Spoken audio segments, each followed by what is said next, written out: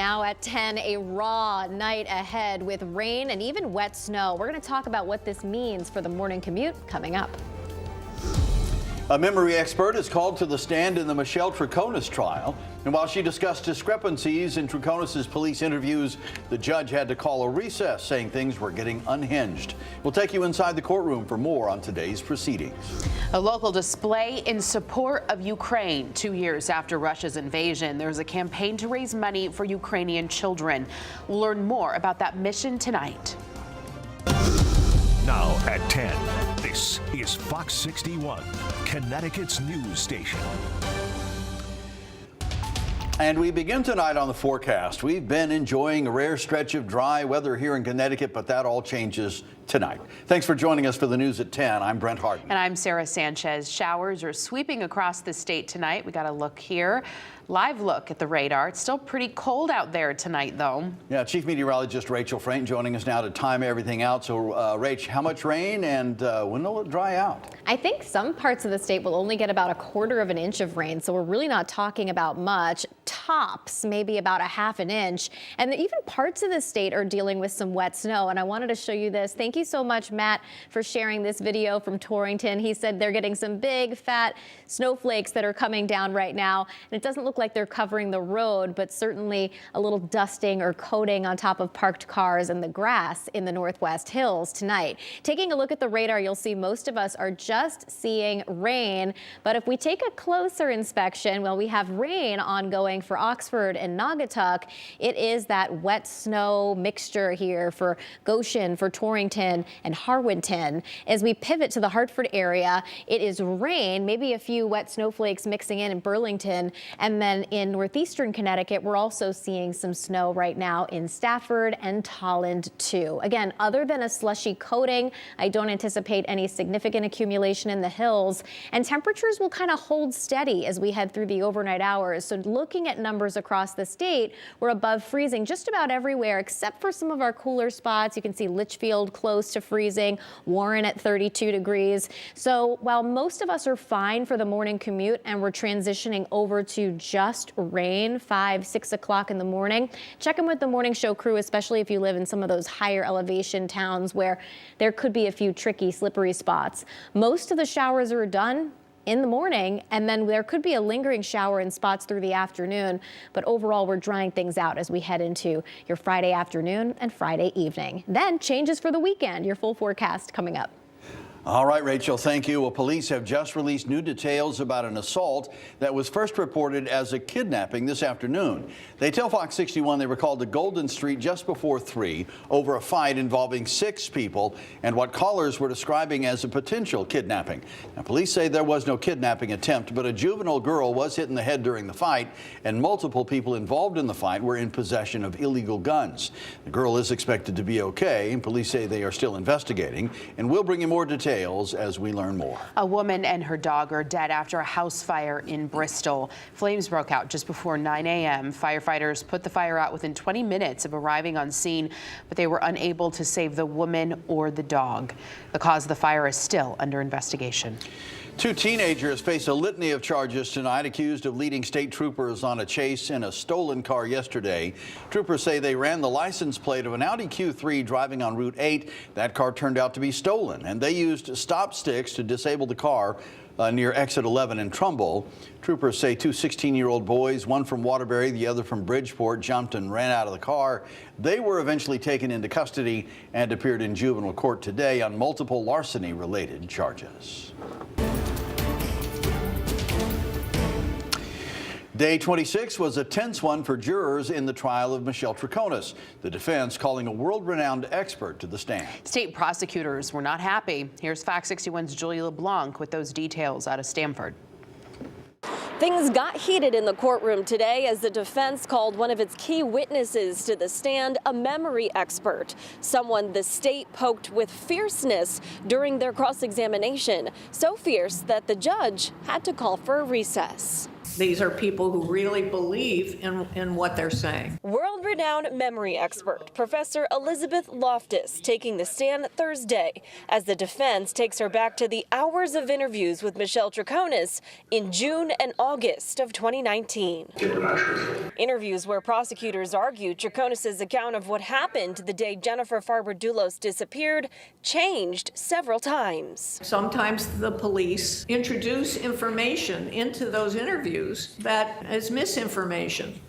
And so it's a kind of a setting that is ripe for potentially contaminating somebody's memory. The defense offering this all as another explanation for those changes. The science, as we're trying to present here, indicates that there's an alternative theory, there's an alternative narrative to what the prosecution is trying to claim. In cross-examination, prosecutors pointed to the work history of Professor Loftus, who testified and consulted in cases involving people like Ted Bundy, O.J. Simpson, and Michael Jackson, scenarios where she worked for the defense, not the state. Do you consider yourself to be a neutral witness as you sit here today?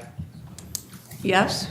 And you consider yourself to be a scientist, correct? I am a scientist. The state also testing Loftus's own memory, asking her to recall the full title of a book she wrote in 1991, one of 20. And you don't remember the details about the title of a book you wrote? The judge having to interrupt the state's cross-examination more than once.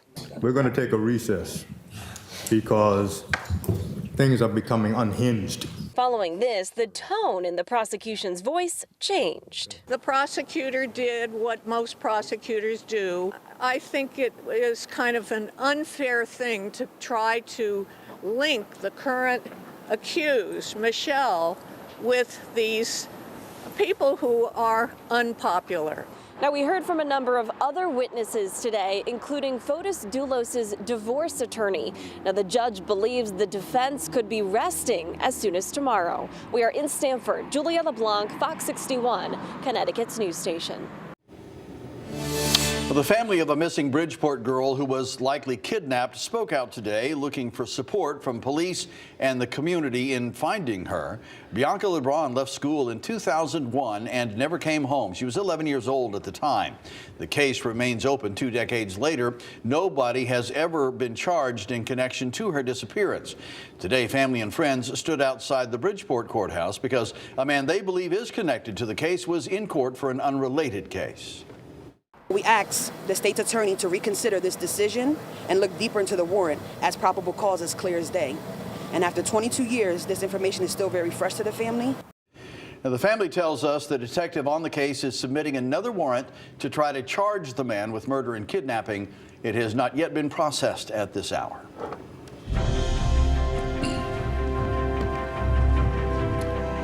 Parents and school officials speaking out at the Capitol complex today. They're asking the legislature to delay the new enrollment requirements for kindergartners. Starting this July, a new state law requires children be 5 years old by September 1st to start kindergarten. The previous rule allowed children start kindergarten if they turned 5 by December 31st of the school year. Parents say they're not necessarily against the policy, but they need more time to financially plan or find a spot in a daycare program. Because of this new law, it's just poof, it's gone. And now we got to figure out what we're going to do. Childcare is very hard to come by, and I only got my kid into a daycare from a referral. Parents are asking for the change to start in the summer of 2025. They're also asking the legislature for an additional $50 million to be put towards child care in our state.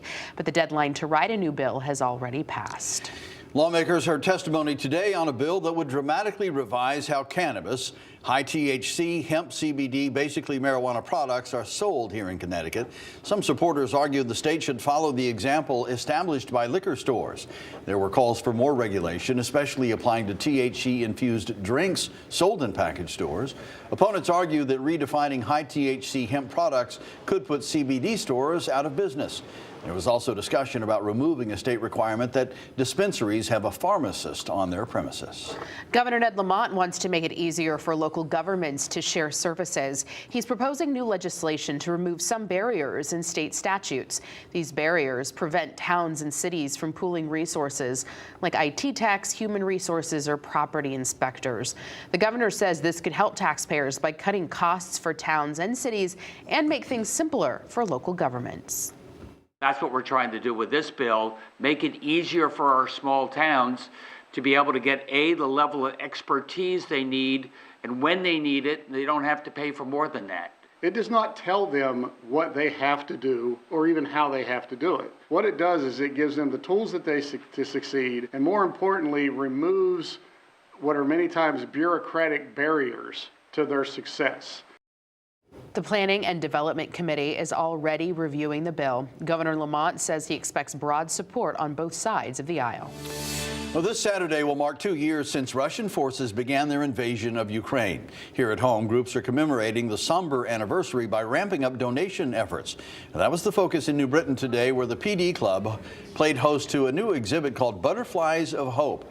Handmade pictures of butterflies on display, all created by children in Ukraine and here in the U.S., meant to symbolize hope in the face of war. It was organized by the locally based My Community Help. Money raised today goes directly to a shelter in Ukraine that is home to hundreds of orphans, many of whom lost their parents in the war. Organizers say the need grows every hour. I've been there 14 times since the war in Ukraine, and I witnessed many things. So I just cannot forget about it. That's why I do whatever I can to support those children. Nonprofits across the country say donations have dwindled 2 years into the conflict. Federal aid to Ukraine has also faltered in recent months, with funding stalled in Congress. If you want to learn more about the work My Community Help is engaged with, we have a link on our website, fox61.com. And we have much more coming up here on the news at 10. The Sandy Hook families aren't letting Alex Jones off the hook. They've hatched a new plan to go after the $1.5 billion he owes for perpetrating a hoax about their children. Details ahead. A historic moon landing tonight, and little Odie is on a mission. That's the robot. We'll hear what that mission is ahead. And Fox 61 cameras take you inside the apartment buildings being targeted by the new mayor of Hartford. Buildings owned by people he calls slumlords. Horrible conditions that people have to live in. That's coming up. Raw rain, chilly, and also some wet snow out there in parts of the state tonight. As we head towards daybreak, though, most of the state will switch over to rain. We'll talk more about the timeline of this and the changes for the weekend coming up.